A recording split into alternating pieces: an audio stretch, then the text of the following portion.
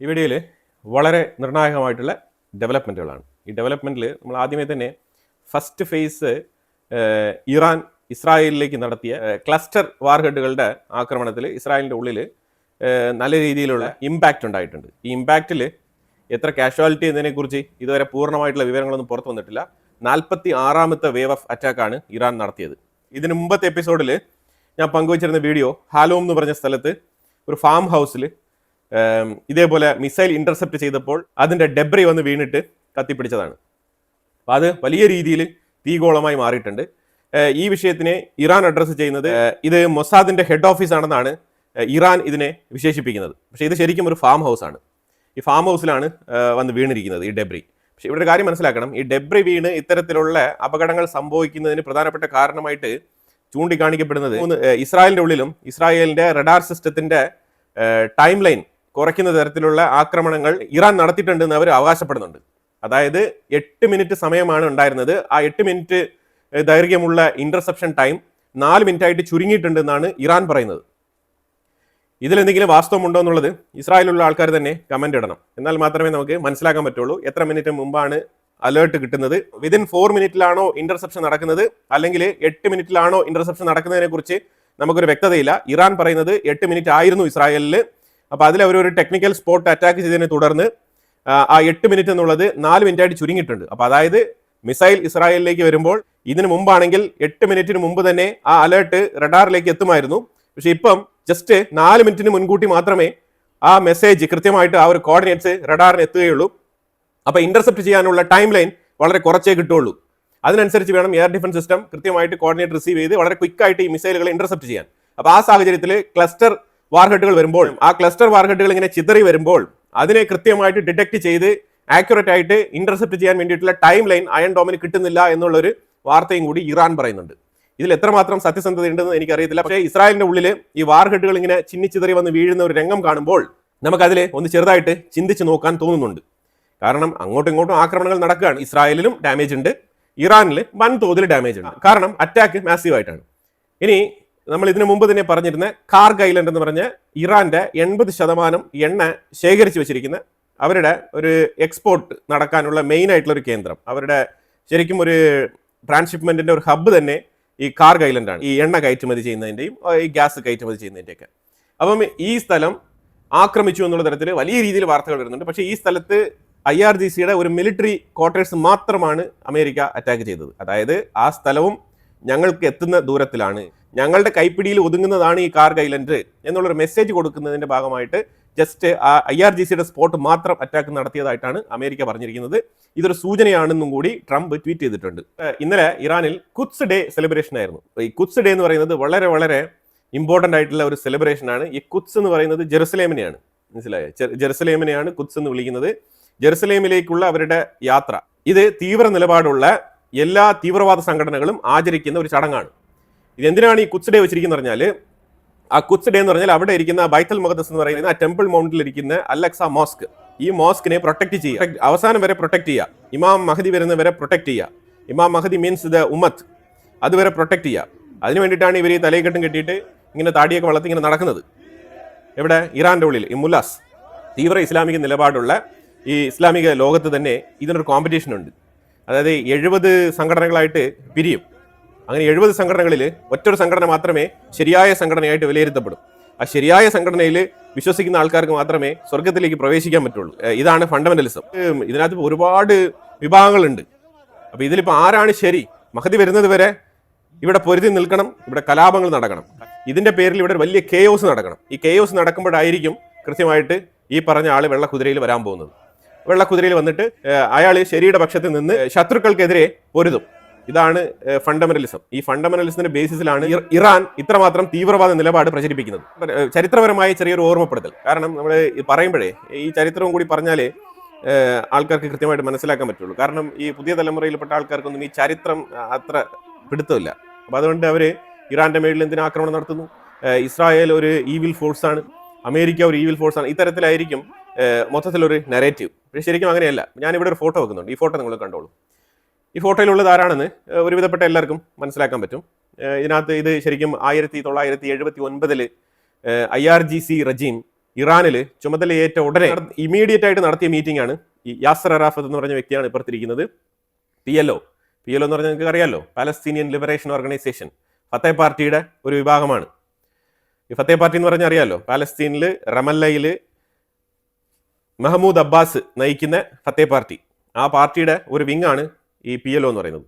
ഇത് ക്രിയേറ്റ് ചെയ്തത് യാസർ അറാഫത്താണ്. യാസർ അറാഫത്തും ഇപ്പുറത്തിരിക്കുന്നത് ആയത്തുൽ ഖമനേയി, അന്നത്തെ ഇറാന്റെ പ്രസിഡന്റ്. ഈ ആയത്തുൽ ഖമനേയും ഈ യാസർ അറാഫത്തും കൂടി എന്താണ് സംസാരിച്ചിട്ടുണ്ടാവുക? എന്തായിരിക്കും അവരുടെ ഡിസ്കഷൻ? അവർ ഇസ്ലാമിക് റെജീം, അതായത് IRGC റെജീം ഇറാനെ കീഴടക്കി അവിടുത്തെ ഭരണകൂടത്തിനെ ആട്ടി ഓടിച്ചു. എന്നിട്ട് ഇവർ രണ്ടുപേരും തമ്മിൽ എന്തായിരിക്കും ഇവരുടെ ഡിസ്കഷൻ? പ്രാഥമികമായിട്ട് ഞാൻ പറയുന്നത് 79 നടന്ന മീറ്റിംഗിന്റെ ഫുട്ടേജാണ് ഞാൻ വെച്ചിരിക്കുന്നത്. ഇവരെന്ന് പറഞ്ഞാൽ ചില്ലറക്കാരല്ല. യാസർ അറാഫത്ത് ഇവിടെ യാസർ അറാഫത്തിന് ഇവിടെ കിട്ടുന്ന പ്രാധാന്യം എന്താണെന്ന് പറഞ്ഞാൽ 1978 ഇതേ യാസർ അറാഫത്ത് ഒരു തീവ്രവാദ ആക്രമണം നടത്തിയിട്ടുണ്ടായിരുന്നു. അതും ഇസ്രായേലിൻ്റെ ഉള്ളിൽ ടെൽ-അവീവിൽ കോസ്റ്റൽ റോഡ് മസാക്കർ എന്ന് വിളിക്കും. കോസ്റ്റൽ റോഡ് മസാക്കർ എപ്പോഴാണ് ഞാൻ പറഞ്ഞത്? 78. നിങ്ങൾ ആലോചിച്ചോണം. അതായത് ഈ ജൂവിഷുമായിട്ടുള്ളൊരു പ്രശ്നം ഇവർക്ക് ഫണ്ടമെന്റൽ ആണ്, അല്ലാതെ അവരുമായിട്ട് വ്യക്തിവൈരാഗ്യമൊന്നുമില്ല. ജൂവിഷ് ഇവരെ എന്തെങ്കിലും അടിച്ചോ പിടിച്ചോ അങ്ങനെ ഒന്നുമില്ല. ഇത് ജസ്റ്റ് ആൻ ഐഡിയോളജിയുടെ പേരിൽ മാത്രമുള്ള ഇഷ്യൂ ആണ്. ഇത് മറച്ചു വെച്ചുകൊണ്ടാണ് പാലസ്തീനെ അടിക്കുന്നു, ഇറാനെ അടിക്കുന്നൊക്കെ പറയുന്നത്. പക്ഷേ ആദ്യമായിട്ട് ലെബനന്റെ ഉള്ളിലേക്ക് ഇസ്രായേൽ ഒരു ആക്രമണത്തിന് വേണ്ടിയിട്ട് ഗ്രൗണ്ട് ഫോഴ്സിനെ ഇറക്കുന്നത് ഈ മസാക്കറിന് ശേഷമാണ്. ഏതാണ്? ഈ കോസ്റ്റൽ റോഡ് മസാക്കറിന് ശേഷമാണ്. ഈ കോസ്റ്റൽ റോഡ് മസാക്കർ നടന്നത് അത് വലിയൊരു കഥയാണ്. അത് പറഞ്ഞാൽ ഒരു പക്ഷേ എപ്പിസോഡിന്റെ ലെങ്ത് കൂടി പോകും. എന്തായാലും ഞാൻ ചെറുതായിട്ടൊന്ന് സൂചിപ്പിക്കാം. അതായത് 1978 ഈ യാസർ അറാഫത്ത് ഇയാൾ അപ്പം ലെബനനിലായിരുന്നു. ഇയാൾ ബേസിക്കലി ഒരു ഈജിപ്ഷ്യനാണ്. ഇസ്രായേലിനെ ചൊറിയുക, ഇസ്രായേലിനെ മാന്തുക, യഹൂദനെതിരെ ഇവരുടെ ജിഹാദ് കൊണ്ടുപോവുക എന്നുള്ളതാണ് ഇവന്റെ പ്രധാനപ്പെട്ട ചുമതല. ആ സമയത്ത് ഇയാൾ ലെബനാനിലുണ്ടായിരുന്നു. ഇയാളുമായിട്ട് ലെബനാനിൽ അന്ന് ഹെസ്ബുള്ള എന്ന പേരുമായിട്ട് ഇപ്പൊ അവിടെ ഉള്ളത് ഇതേ PLOയെ സപ്പോർട്ട് ചെയ്തിരുന്ന ആൾക്കാർ തന്നെയാണ് അവിടെ ഉള്ളത്, ഹെസ്ബുള്ള എന്ന് പറഞ്ഞുകൊണ്ട്. അല്ലാതെ ഹെസ്ബുള്ള വേറെ എവിടെ നിന്ന് ഇറങ്ങി വന്ന ആൾക്കാരല്ല. അവരെ അന്ന് തൊട്ടേ 1978 തൊട്ടേ ഇറാൻ അവരെ സപ്പോർട്ട് ചെയ്യുന്നുണ്ട്, പിന്തുണയ്ക്കുന്നുണ്ട്. കാരണം എന്താണ്? അവരുടെയും ഇവരുടെയും ഐഡിയോളജി ഒന്നാണ്. അപ്പൊ അന്ന് യാസർ അറാഫത്ത് 1978 ഒരു 10 പേരെ ഇറക്കി വിടുന്നുണ്ട്. ആ 10 പേരും ശരിക്കും ലെബനാന്റെ സൈഡിൽ നിന്ന് ആ കോസ്റ്റൽ സൈഡ് വഴി കറക്റ്റായിട്ട് ഇപ്പുറത്ത് നീങ്ങി ഇസ്രായേലിന്റെ ഉള്ളിലേക്ക് വരികയാണ്. എക്സാക്ട്ലി സെൻട്രൽ ഇസ്രായേലിന്റെ ഉള്ളിലേക്ക് കടന്നു കയറിയിട്ട് ഒരു 10 കാർ ഹൈജാക്ക് ചെയ്യാണ്.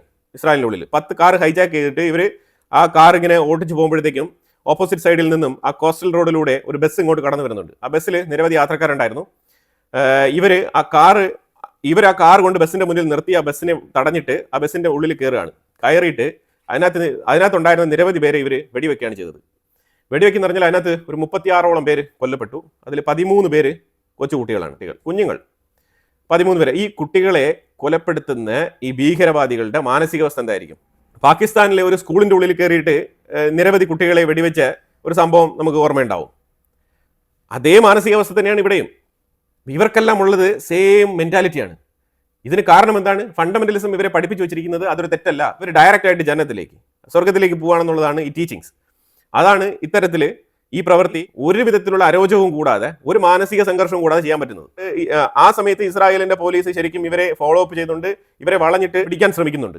അങ്ങനെ പിടിക്കാൻ ശ്രമിക്കുന്ന സമയത്താണ് ഇവർ ഈ ബസ്സിൽ നിന്നും ഇറങ്ങി ഓടാൻ ശ്രമിക്കുന്ന ആൾക്കാരെ വരെ ഇവർ വെടിവെച്ച് കൊല്ലുന്നത്. ഇതാണ് കോസ്റ്റൽ റോഡ് മസാക്കർ. ഈ സംഭവത്തിന് ശേഷമാണ് ഇസ്രായേൽ ശക്തമായ രീതിയിൽ ഗ്രൗണ്ട് ഫോഴ്സിനെ ആദ്യമായിട്ട് ലെബനനിൽ ഇറക്കുന്നത്. ഇങ്ങനെയാണ് ലെബനനുമായിട്ടുള്ള യുദ്ധം ഉണ്ടാകുന്നത്. ആദ്യമായി അപ്പോൾ ഇവിടെയാണ് മനസ്സിലാക്കേണ്ടത്. ഇന്ന് ലെബനന്റെ ഉള്ളിൽ ഇസ്രായേൽ കയറി തലങ്ങും വിലങ്ങും അടിക്കുന്നതിന്റെ റീസൺ അന്നേ തുടങ്ങി എന്നുള്ളതാണ് മനസ്സിലാക്കേണ്ടത്. അല്ലാതെ ഈ യുദ്ധത്തിന് UN-ഉമായിട്ടോ ഇസ്രായേൽ 1948 പുതുതായിട്ടുണ്ടായ രാജ്യമാണെന്നൊക്കെ ഉള്ള കഥകളൊക്കെ ഉണ്ടാക്കും. അതൊക്കെ വെറും കഥകൾ മാത്രമാണ്. 1948 സെഗ്രിഗേറ്റ് ചെയ്ത് 2 സ്റ്റേറ്റ് ആയിട്ട് അംഗീകരിക്കപ്പെട്ടു UN റെസൊല്യൂഷനിൽ. 48 മുമ്പും ഈ ജൂവിഷ് കമ്മ്യൂണിറ്റി അവിടെ തന്നെ ഉണ്ടായിരുന്നു എന്നുള്ളതാണ് മനസ്സിലാക്കേണ്ടത്. അതെല്ലാം പൊയ്ക്കോട്ടെ, പക്ഷേ ഇത്തരത്തിലുള്ള തീവ്രവാദ ആക്രമണങ്ങൾ തുടരെ നടത്താനുള്ള കാരണം എന്താണ്? ഇനി IRGC ഭരണകൂടം ഇറാനിൽ ചുമതലയേറ്റ ഉടനെ തന്നെ ഈ ഖമനേയിമാർ എന്താണ് ചെയ്യുന്നത് പറഞ്ഞാൽ ഇസ്രായേലിന്റെ ബിൽഡിംഗ് അവിടെ ശരിക്കും അവരെ അവിടെ നിന്ന് ആട്ടിപ്പായിച്ചിട്ട് ആ ബിൽഡിംഗ് പാലസ്തീനിയൻ എംബസിയാക്കി യാസർ അറാഫത്തിന് കൈമാറുകയാണ് ചെയ്തത്. അപ്പൊ ഇത്തരത്തിലുള്ള ഒരു കാരണവും കൂടാതെ ജസ്റ്റ് പുസ്തകത്തിൽ എഴുതി വെച്ചിരിക്കുന്നത് മാത്രം കണ്ടുകൊണ്ട് ഈ യഹൂദനെ ശത്രുവായിട്ട് ഓപ്പോസിറ്റിൽ നിർത്തിക്കൊണ്ട് സ്വർഗത്തിലെത്താൻ വേണ്ടിയിട്ടുള്ള ഒരു ഷോർട്ടസ്റ്റ് റൂട്ടായിട്ടാണ് യഹൂദനെ ഇവർ കാണുന്നത്. അതാണ് മനസ്സിലാക്കേണ്ടത്. ഞാൻ പറയുന്നത് തീവ്ര നിലപാടുള്ള ഈ പുസ്തകത്തിലുള്ളത് അതേപടി ഫോളോ ചെയ്യണമെന്ന് പറഞ്ഞുകൊണ്ട് നടക്കുന്ന തീവ്ര നിലപാടുള്ള ആൾക്കാർക്ക് വേണ്ടിയിട്ടാണ്. അല്ലാതെ സാധാരണ എട്ടുമുട്ടും തിരിയാതെ ഇതൊന്നും വായിച്ച് മനസ്സിലാക്കാൻ കഴിവില്ലാത്ത ജസ്റ്റ് ഞാൻ ഇത് വിശ്വസിക്കുന്നു എന്ന് പറഞ്ഞ് നടക്കുന്ന സാധാരണ മുസ്ലിമുകളെ കുറിച്ചല്ല. അതും കൂടി ഞാനിവിടെ എടുത്ത് പറയുന്നുണ്ട്. ഇനി ഇത് കഴിഞ്ഞിട്ട് യാസർ അറാഫത്ത് നടത്തിയ അടുത്ത ആക്രമണം എന്ന് പറഞ്ഞാൽ അർജന്റീനയിലാണ്. അർജന്റീനയിൽ നിന്നും യുറേനിയം വേണമെന്ന് ആവശ്യപ്പെട്ടുകൊണ്ടുള്ള റിക്വസ്റ്റുമായിട്ട് ഖമനേയിമാർ അർജന്റീനയെ അപ്രോച്ച് ചെയ്തിരുന്നു. പക്ഷേ അർജന്റീന അത് കൊടുക്കാൻ തുടങ്ങിയിരുന്നു. പക്ഷേ അത് എപ്പോൾ കൊടുക്കാൻ തുടങ്ങിയിരുന്നു പറഞ്ഞാൽ ജൂവിഷിന് അവിടെ ഒരു പ്രശ്നം ഇല്ലാത്ത സാഹചര്യത്തിൽ അത് കൊടുക്കാൻ ഒരുങ്ങിയിരുന്ന പശ്ചാത്തലത്തിൽ ഈ യഹൂദർക്ക് നേരെ അവിടെ ആക്രമണം നടത്തി അവരുടെ കയ്യിലുണ്ടായിരുന്ന അസറ്റ് ബിൽഡിങ്ങുകളൊക്കെ ഇവർ പിടിച്ചെടുക്കുകയും അതിലൊരു ബിൽഡിംഗ് പാലസ്തീനിയൻ എംബസിക്ക് വേണ്ടിയിട്ട് കൈമാറുകയും ചെയ്യുന്ന പശ്ചാത്തലത്തിൽ അർജന്റീന ഇവർക്ക് യുറേനിയം കൊടുക്കുന്നില്ല എന്ന് തീരുമാനിച്ചു. അന്നേ യുറേനിയം ഇവരുടെ അജണ്ടയാണ്. എന്തുകൊണ്ടാണ് ഇവർക്ക് യുറേനിയം വേണ്ടത്? ഇസ്രായേലിനെ നശിപ്പിക്കാൻ വേണ്ടിയിട്ടാണ് ഇവർക്ക് യുറേനിയം വേണ്ടത്. ഇത് IRGC ഭരണകൂടം ഇറാനിൽ ചുമതലയേറ്റ ഉടനെ തന്നെ ഉണ്ടായ തീരുമാനങ്ങളാണിത്. ഇത് പ്രൈമറി അജണ്ടയാണ്. പ്രോക്സികളെ പരിപോഷിപ്പിക്കുക, ഹമാസ്, ഹെസ്ബുള്ള, ഹൂത്തികൾ ഇവരെയൊക്കെ പരിപോഷിപ്പിക്കുക, യുറേനിയം എൻറിച്ച്മെന്റ് നടത്തുക, എന്നിട്ട് ഇസ്രായേലിനെ ഡിസ്ട്രോയ് ചെയ്യുക. ഇതാണ് ഇവരുടെ കംപ്ലീറ്റ് അജണ്ട. അതായത് ഇസ്രായേലുമായിട്ട് എപ്പോഴും ഒരു കേയോസ് നിലനിൽക്കണം. ലോകത്തുള്ള എല്ലാ തീവ്രവാദ സംഘടനകളെയും നിങ്ങൾ എടുത്തോളൂ, അവർക്ക് ഒറ്റ എയിമേ ഉള്ളൂ. അവരുടെ യഥാർത്ഥ ശത്രു ജൂ ആണ്. അതിന് കാരണം എന്താണ്? ഫണ്ടമെന്റലിസം. അത്രേ ഉള്ളൂ. അതിന് വേറെ ഡൗട്ടൊന്നുമില്ല. പാകിസ്ഥാനിലുള്ളവനും ഇസ്രായേലിനെ എതിർക്കുന്നെങ്കിൽ പാകിസ്ഥാനിൽ നേരിട്ട് ഇസ്രായേൽ പോയി എന്തെങ്കിലും ചെയ്തോ? ഒരിക്കലുമില്ല. പക്ഷേ അതിനൊരു ലിങ്ക് ഉണ്ട്. അതാണ് ഐഡിയോളജി. ആ ഐഡിയോളജിയാണ് ഇങ്ങനെ പ്രവർത്തിക്കുന്നത്. അപ്പോൾ ഇവർക്കൊരു പേടി എന്ന് പറഞ്ഞാൽ ഈ ജെറുസലേമിലുള്ള ഖുദ്സിലുള്ള അലക്സ മോസ്ക് ഇസ്രായേൽ ഇടിച്ചു പൊളിച്ചിട്ട് അവിടെ അവരുടെ പഴയ സോളമൻ ടെമ്പിൾ അവിടെ പണിയുമെന്നുള്ളതാണ് ഇവരുടെ ആശങ്ക. ആ ആശങ്കയുടെ പുറത്താണ് ഇവർക്ക് എല്ലാവർക്കും ഖുദ്സ് ഫോഴ്സ് ഉള്ളത്. ഖുദ്സ് മീൻസ് ജെറുസലേം ഫോഴ്സ് ഉള്ളത്. ആ ജെറുസലേം ഫോഴ്സിന്റെ ഡേ ആണ് ഇന്നലെ ഇറാനിൽ ആഘോഷിക്കപ്പെട്ടത്, യമനിൽ ആഘോഷിക്കപ്പെട്ടത്, ഇങ്ങനെ ഹെസ്ബുള്ളയുടെ നഗരങ്ങളിൽ ആഘോഷിക്കപ്പെടുന്നത്. ഇതാണ് ഇതിന്റെ ചുരുക്കം. ഈ സ്റ്റോറി, ഈ ചരിത്ര പശ്ചാത്തലം ഇതാണ്. ഇവരെന്തുകൊണ്ടാണ് ഖുദ്സ് ഫോഴ്സ് എന്നിങ്ങനെ ആഘോഷിക്കുന്ന പറഞ്ഞാൽ അതിന്റെ റീസൺ എന്താണെന്നാണ് ഞാനിവിടെ പറഞ്ഞു വെച്ചത്. ഈ യാസർ അറാഫത്തും ആയത്തുള്ള ഖമനിയും കൂടി രണ്ടുപേരും ഇപ്പൊ ജീവിച്ചിരിപ്പില്ല. ഈ രണ്ടുപേരും കൂടി ഇരുന്ന് സംസാരിച്ചത് എന്തായിരിക്കും? അതായത് എവിടെ ബോംബ് വയ്ക്കാം, അതാണ് ഇവരുടെ സംസാരം, അല്ല വേറെ ഒന്നുമില്ല. എവിടെ ബോംബ് വയ്ക്കാം, എങ്ങനെ യഹൂദിനെതിരെ പണിയാം, എത്ര വേഗത്തിൽ കാര്യങ്ങൾ ചെയ്യാം. അതായത് ഇവർ വഴിയൊരുക്കുകയാണ്, മഹദിക്ക് വേണ്ടിയിട്ടുള്ള വഴിയൊരുക്കുകയാണ്. അത് എത്രയും വേഗം ഒരുക്കാം എന്നുള്ളതാണ് ഇവരുടെ ചർച്ച. അല്ലാതെ ഇവരുടെ ഇടയിൽ വേറെ ചർച്ചകളൊന്നുമില്ല. ഇന്നലെ 27 ബാലിസ്റ്റിക് മിസൈലുകൾ, അതിൽ മിക്കതും ക്ലസ്റ്റർ വാർഹെഡുകളാണ് ഇറാൻ അയച്ചത്. 12 എണ്ണം ഇന്റർസെപ്റ്റ് ചെയ്തിട്ടുണ്ട്.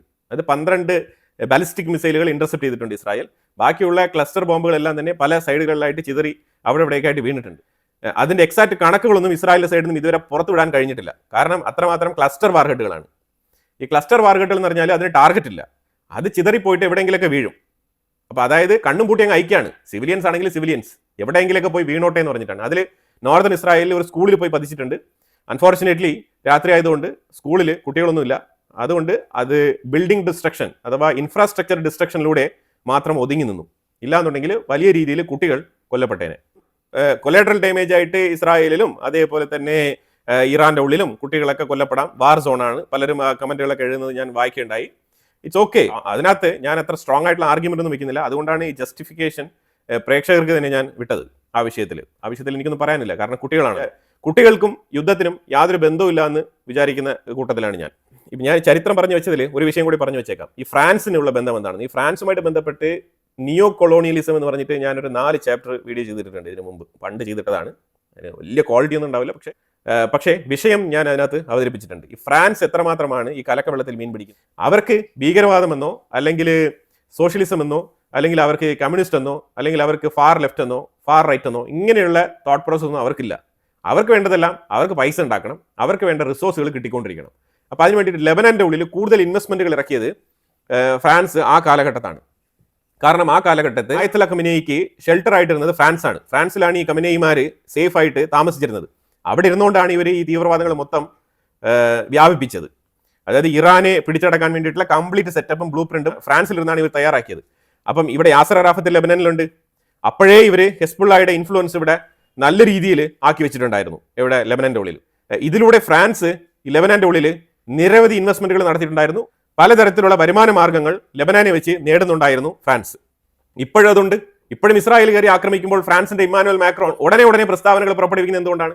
അന്ന് യാസർ അറാഫത്തിന്റെ കീഴിൽ ഈ ഹെസ്ബുള്ള ലെബനന്റെ ഉള്ളിൽ സർവ്വസാധാരണമായിട്ട് പ്രവർത്തിച്ചിരുന്ന കാലഘട്ടത്തിൽ തന്നെ ഫ്രാൻസിലുണ്ടായിരുന്ന ഖമനേയി ടീമുകളുമായിട്ട് നല്ല ബന്ധത്തിലായിരുന്നു ഈ ഹെസ്ബുള്ള. അവർ പ്രോക്സികളാണല്ലോ.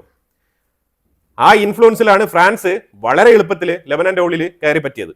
ആ ബന്ധമാണ് ഇപ്പോഴും ഏതെങ്കിലും തരത്തിൽ ഇസ്രായേൽ ലെബനന്റെ ഉള്ളിൽ കയറി കഴിഞ്ഞാൽ എന്തോ ഫ്രാൻസിനെ ആക്രമിക്കുന്ന തരത്തിലാണ് ഇമ്മാനുവൽ മാക്രോൺ ശബ്ദമുയർത്തുന്നത്. ഇമ്മാനുവൽ മാക്രോൺ എന്തിനാണ് ഇടയ്ക്കിടയ്ക്ക് ഇങ്ങനെ ശബ്ദമുയർത്തുന്നത് ലെബനാന് വേണ്ടിയിട്ട് എന്ന് പറഞ്ഞതിന്റെ പൊരുളാണ് ഞാനിവിടെ പറഞ്ഞു വെച്ചത്. ഇതൊക്കെ ചരിത്രത്തിൽ നിങ്ങൾക്ക് വായിക്കാൻ കിട്ടും, മനസ്സിലാക്കാൻ കിട്ടും. വളരെ കൃത്യമായിട്ട് ഈ ഡീറ്റെയിൽ ഒക്കെ ഡേറ്റ ചെയ്ത് വെച്ചിട്ടുണ്ട്. അത് ഹിസ്റ്ററി വായിച്ച് മനസ്സിലാക്കാതെ ഒരിക്കലും ഇപ്പൊ നിലവിൽ നടന്നുകൊണ്ടിരിക്കുന്ന കോൺഫ്ലിക്റ്റുകളെ കുറിച്ച് വിമർശിക്കാൻ കഴിയുകയില്ല. നമ്മുടെ കേരളത്തിലുള്ള മെയിൻ സ്ട്രീം മീഡിയ, ഈ മീഡിയയിൽ പ്രവർത്തിക്കുന്ന പലർക്കും ഇതിനെക്കുറിച്ചുള്ള അറിവുണ്ടാവാം, പക്ഷെ അവർ പുറത്തു പറയാൻ തയ്യാറല്ല. ഇനി അല്ലാന്നുണ്ടെങ്കിൽ അവർക്ക് ഇതിനെക്കുറിച്ചുള്ള അറിവില്ല. അവർക്ക് ഡീറ്റെയിൽ ആയിട്ട് വായിച്ച് മനസ്സിലാക്കി റിസർച്ച് വർക്ക് ചെയ്തുള്ള വാർത്ത അവതരിപ്പിക്കാൻ അവർക്ക് താല്പര്യമില്ല, ഇല്ലെങ്കിൽ അവർക്ക് സമയമില്ല. പക്ഷെ പേരിന് അവർ പഠിച്ചത് ജേർണലിസമാണ്. അതുകൊണ്ട് അവർ ടി വിയിലിരുന്ന് ഇങ്ങനെ കോരെ സംസാരിക്കുന്നു. ഇറാനെ നന്മമരമാക്കുന്നു, ഇസ്രായേലിനെയും അമേരിക്കനെയും ഈവിൽ ഫോഴ്സ് ആയിട്ട് ചിത്രീകരിക്കുന്നു, അമേരിക്ക ആണെങ്കിൽ ഇറാനെ ഈവിലായിട്ട് കാണുന്നു. ഇതിനെല്ലാം ഒരു പശ്ചാത്തലമുണ്ട്. ആ പശ്ചാത്തലം മനസ്സിലായാൽ മാത്രമേ എന്താണ് ഇതിന്റെ ഫോർമുല, ഇതെന്തുകൊണ്ടാണ് ഇങ്ങനെ സംഭവിക്കുന്നത് എന്ന് വായിച്ചെടുക്കാൻ കഴിയുകയുള്ളൂ. അല്ലെങ്കിൽ ഇങ്ങനെ വെറുതെ ഇരുന്ന് സിനിമ കാണുന്ന പോലെ കാണാം, അത്രമാത്രം. ലെബനന്റെ ഉള്ളിൽ നിന്നും ഹെസ്ബുള്ളയുടെ ഇപ്പോഴത്തെ ലീഡറായിട്ടുള്ള നയീം കാസിം പറഞ്ഞിരിക്കുന്നത്, എനിക്ക് ആൾമോസ്റ്റ് 80 വയസ്സായി, നിങ്ങൾക്ക് ധൈര്യമുണ്ടെങ്കിൽ ഇസ്രായേൽ ഉണ്ടെങ്കിൽ എന്റെ ജീവൻ എടുക്കൂ എന്നുള്ള വെല്ലുവിളിയാണ് നയീം കാസിം നടത്തിയിരിക്കുന്നത്. ഇസ്രായേൽ ഉണ്ടായി 78 വർഷമായി, ഇത് നിങ്ങളുടെ അവസാനത്തെ വർഷമാണെന്നാണ് പുള്ളിക്കാരൻ വെല്ലുവിളി ഉയർത്തിയിരിക്കുന്നത്. പുള്ളിക്കാരന്റെ വിചാരം അയാൾ മരിക്കുന്നതോടുകൂടി ഇസ്രായേൽ ഇല്ലാതാകുന്നു, അല്ലെങ്കിൽ ലോകം അവസാനിക്കും എന്നുള്ളൊരു ഡയലോഗ് ഉണ്ടല്ലോ, ലോകം അവസാനിക്കും. ലോകം ഒരിക്കലും അവസാനിക്കാൻ പോകുന്നില്ല. അതിന് സയന്റിഫിക്കലി വേറെ അർത്ഥങ്ങളൊക്കെ ഉണ്ട്. സൂര്യനിലേക്ക് അടുത്തുകൊണ്ടിരിക്കുന്നതാണ് ഭൂമി എന്നുള്ളത്. അതിലുപരിയായിട്ടുള്ള ഒരു ലോകാവസാനം ഞാൻ കാണുന്നില്ല. അത്തരത്തിലുള്ള ഒരു ഇസ്രായേൽ അവസാനിപ്പിക്കലാണ് നയീം കാസിമിന്റെ സ്റ്റേറ്റ്മെന്റിൽ നിന്ന് പുറത്തു വരുന്നത്. പുള്ളിക്കാരൻ പറഞ്ഞിരിക്കുന്നത്, നിങ്ങൾ എന്താണ് ഗ്രൗണ്ട് ഫോഴ്സ് ഇറക്കുന്നത്, ഞങ്ങളുടെ റദ്വാൻ ഫോഴ്സിനെ ഞങ്ങൾ ഗ്രൗണ്ട് ഫോഴ്സിലേക്ക് ഇറക്കുന്നുണ്ട്, നിങ്ങളുടെ അന്ത്യം തുടങ്ങിക്കഴിഞ്ഞു എന്നുള്ള പ്രസ്താവനയാണ് നയീം കാസിം പുറപ്പെടുവിച്ചിരിക്കുന്നത്. ശരിക്കും മിഡിൽ ഈസ്റ്റ് അടുത്ത ദുരന്തത്തിലേക്ക് തന്നെയാണ് പൊയ്ക്കൊണ്ടിരിക്കുന്നത്, അതിൽ യാതൊരു ഡൗട്ടില്ല. ലെബനാനെ സംബന്ധിച്ചിടത്തോളം ഇസ്രായേലിന് കൃത്യമായിട്ടുള്ള അജണ്ടയുണ്ട്. കാരണം ഇത് 70 മുതലേ തുടങ്ങിയ ഒരു തൊല്ലയാണ്. ആ തൊല്ല എന്നേക്കുമായിട്ട് അവസാനിപ്പിക്കണമെന്നാണ് ഇസ്രായേലിന്റെ തീരുമാനം. ഇറാനെ ഒരു സൈഡിൽ ആക്രമിച്ച് അവരെ വീക്കൻ ചെയ്ത് ആ റെജീമിനെ തളർത്തിയിട്ട് ലെബനന്റെ ഉള്ളിൽ കൃത്യമായിട്ടുള്ള ഒരു ഡോമിനേഷന് വേണ്ടിയിട്ടാണ് ഇസ്രായേൽ ശ്രമിക്കുന്നത്. അതുപോലെ ഇറാൻ മൊത്തത്തിൽ 35 ഡ്രോൺ, ഹെർംസ് ഡ്രോൺ, അതേപോലെ തന്നെ അമേരിക്കയുടെ MQ-9 റീപ്പർ ഡ്രോൺ, ഈ 2 ഡ്രോണുകളും ചേർത്ത് ഏതാണ്ട് 35 എണ്ണം ഇതുവരെ വെടിവെച്ചിട്ടുണ്ട് ഇറാൻ. അവരതിന്റെ പ്രൂഫും കാര്യങ്ങളൊക്കെ വീഡിയോ ഫുട്ടേജ് സഹിതം പുറത്തിറക്കിയിട്ടുണ്ട്. ഇതാണ് ഞാൻ പറഞ്ഞത്, ഇറാൻ എല്ലാത്തിനും വീഡിയോ എടുക്കും. പക്ഷേ അബ്രഹാം ലിങ്കിനെ അറ്റാക്ക് ചെയ്തതിനും USS ജറാദ് എന്ന് പറഞ്ഞ 2 ഷിപ്പുകളെയും അറ്റാക്ക് ചെയ്തെന്ന് പറഞ്ഞിട്ടുള്ള ക്ലെയിമിന് അവരുടെ കയ്യിൽ വീഡിയോ ഫുട്ടേജ് ഇല്ല, തെളിവില്ല. ഇന്ത്യക്ക് സേഫ് പാത്വേ ഒരുക്കുന്നതിന്റെ ഭാഗമായിട്ട് ഏതാണ്ട് ഇന്ത്യയുടെ വാർഷിപ്പ് പോയിട്ട് നമ്മളുടെ കപ്പലുകൾക്ക് പ്രൊട്ടക്ഷൻ കൊടുത്ത് അതിന് കൃത്യമായിട്ട് സ്ട്രേറ്റ് ഓഫ് ഹോർമൂസിലൂടെ സേഫ് പാസേജ് ചെയ്യുന്നതായിട്ടുള്ള വാർത്തകൾ ഞാൻ വായിക്കാനിടയുണ്ടായി. പക്ഷെ അതുമായിട്ട് ബന്ധപ്പെട്ട കൺഫർമേഷൻ എനിക്കിപ്പോൾ തരാൻ സാധിക്കില്ല. കാരണം അത്തരത്തിലുള്ള കൺഫേം ആയിട്ടുള്ള വാർത്ത മിനിസ്ട്രി ഓഫ് എക്സ്റ്റേണൽ അഫയേഴ്സ് നിന്ന് ഇതുവരെ പുറത്തു വന്നിട്ടില്ല. മാധ്യമ പ്രവർത്തകർ പലരും ഇതിനെക്കുറിച്ച് ഇങ്ങനെ വാർത്തകളൊക്കെ ഇറക്കുന്നില്ല, ഉറപ്പുവരുത്താൻ പറ്റുന്നില്ല. കാരണം ഇറാന്റെ പ്രിൻസിപ്പിൾ എന്ന് പറഞ്ഞാൽ എണ്ണ വില 200-ൽ എത്തിക്കുക എന്നുള്ളതാണ്. അപ്പോൾ ആ സാഹചര്യത്തിൽ ഇന്ത്യയെ പോലത്തെ വലിയൊരു സ്റ്റേറ്റിന്, ഇത്രത്തോളം പോപ്പുലേഷൻ ഉള്ള ഒരു സ്റ്റേറ്റിന് അവർ വളരെ എളുപ്പത്തിൽ തന്നെ ഈ എണ്ണയും ഗ്യാസും ഇങ്ങനെ കൊടുത്തു കഴിഞ്ഞാൽ പിന്നെ അവർ ഉദ്ദേശിക്കുന്നത് പോലെ $200 പെർ ബാരൽ വില എങ്ങനെ ഉയർത്താൻ പറ്റും? അത് അവരുടെ പ്രസ്താവനയ്ക്ക് വിരുദ്ധമാണ്. അപ്പോൾ അതുകൊണ്ട് അവരെങ്ങനെ സപ്പോർട്ട് ചെയ്യുന്ന പറഞ്ഞാൽ, ഞാൻ പറഞ്ഞതുപോലെ PM മോദി പ്രസിഡന്റ് മസൂദ് പെസസ്കിയാനെ വിളിച്ച് സംസാരിച്ചതിനെ തുടർന്ന് പുള്ളിക്കാരൻ പറഞ്ഞത്, ഇന്ത്യക്ക് പറ്റുമെങ്കിൽ ഇന്ത്യ കൊണ്ടുപോവുക, ഇന്ത്യയുടെ കപ്പലുകൾക്ക് നേരെ ഇറാന്റെ സൈഡിൽ നിന്ന് ആക്രമണങ്ങളൊന്നും ഉണ്ടാവില്ല, അതുകൊണ്ട് നിങ്ങളുടെ സുരക്ഷ നിങ്ങൾ ഉറപ്പുവരുത്തിക്കൊണ്ട് കൊണ്ടുപോവുക, നിങ്ങളുടെ ഓൺ റിസ്കിൽ. ഇത്തരത്തിൽ പറഞ്ഞതായിട്ടാണ് എനിക്ക് മനസ്സിലാക്കാൻ പറ്റിയിരിക്കുന്നത്. ഇത് തന്നെയാണ് ഞാൻ ഇതിന് മുമ്പുള്ള വാർത്തയിലും അപ്ഡേറ്റ് ചെയ്തിരുന്നത്. അതിനനുസരിച്ചാണ് ഇന്ത്യയുടെ വാർഷിപ്പുകളെ തന്നെ അയച്ചുകൊണ്ട് ഇന്ത്യൻ കപ്പലുകൾക്ക് പ്രൊട്ടക്ഷൻ കൊടുത്തുകൊണ്ട് അവിടെ പെൻഡിങ്ങിൽ കുടുങ്ങിക്കിടക്കുന്ന ഇന്ത്യൻ കപ്പലുകളെ മാത്രം തൽക്കാലം സ്ട്രേറ്റ് ഓഫ് ഹോർമൂസ് കടത്തിവിടാൻ വേണ്ടിയിട്ടുള്ള ശ്രമത്തിലാണ് ഇന്ത്യ. അപ്പം അത് ഓരോന്നായിട്ട് ഒരു കപ്പൽ പോയി പിന്നെ ഒരു 6-7 മണിക്കൂർ കഴിഞ്ഞിട്ട് വീണ്ടും ഒരു കപ്പൽ, അത്തരത്തിൽ അവിടെ ശ്രമങ്ങൾ നടക്കുന്നതായിട്ടാണ് മനസ്സിലാക്കാൻ പറ്റുന്നത്. ഇതുവരെ എത്ര കപ്പലുകൾ പാസ് ചെയ്തിട്ടുണ്ട് എന്നുള്ളതിന് ഉറപ്പില്ല. ഏതാണ്ട് 10ഓളം കപ്പലുകൾ ഇതുവരെ സ്ട്രേറ്റ് ഓഫ് ഹോർമൂസ് കടന്നിട്ടുണ്ട് എന്നുള്ള സ്ഥിരീകരിക്കപ്പെടാത്ത വാർത്തകളുണ്ട്. ഇതാണ് നിലവിലെ സിറ്റുവേഷൻ. എനിവേ, വളരെ നിർണായകമായിട്ടുള്ള ഡെവലപ്മെന്റുകളാണ് നമ്മൾ ഈ വീഡിയോയിൽ പങ്കുവച്ചത്. ഇതിനെക്കുറിച്ചുള്ള അഭിപ്രായങ്ങൾ കമന്റ് ബോക്സിൽ രേഖപ്പെടുത്തുക. കൂടുതൽ വാർത്തകളുമായിട്ട് അടുത്ത വീഡിയോയിൽ വരാം. Thank you so much.